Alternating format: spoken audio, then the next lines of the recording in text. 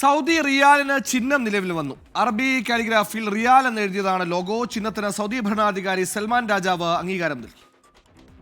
ആദ്യമായാണ് സൗദി റിയാലിന് ഒരു ചിഹ്നം രൂപകൽപ്പന ചെയ്യുന്നത്. അറബി കാലിഗ്രാഫിയിൽ റിയാൽ എന്ന് എഴുതിയതാണ് ചിഹ്നം.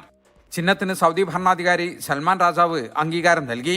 അന്താരാഷ്ട്ര തലത്തിൽ രാജ്യത്തിന്റെ സാമ്പത്തിക അടിത്തറ കൂടുതൽ പ്രചാരം നേടാനും ഐഡന്റിറ്റി ശക്തിപ്പെടാനും ഔദ്യോഗിക ലോഗോ പ്രയോജനപ്പെടുമെന്നാണ് പ്രതീക്ഷ.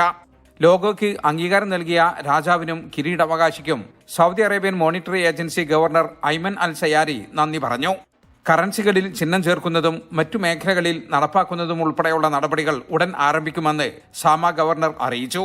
ഇതോടെ സാമ്പത്തിക വാണിജ്യ ഇടപാടുകളിലും മറ്റു മേഖലകളിലും ചിഹ്നം ഉപയോഗിക്കാം. ആഗോള സാമ്പത്തിക വ്യവസ്ഥയിൽ ദേശീയ കറൻസിയുടെ പങ്ക് വർദ്ധിച്ചു വരുന്ന സാഹചര്യത്തിൽ ലോഗോയ്ക്ക് ഏറെ പ്രാധാന്യമുണ്ട്. വിഷൻ 2030 ലക്ഷ്യം കൈവരിക്കുന്നതിന്റെ ഭാഗമായി കൂടിയാണ് പുതിയ മാറ്റം.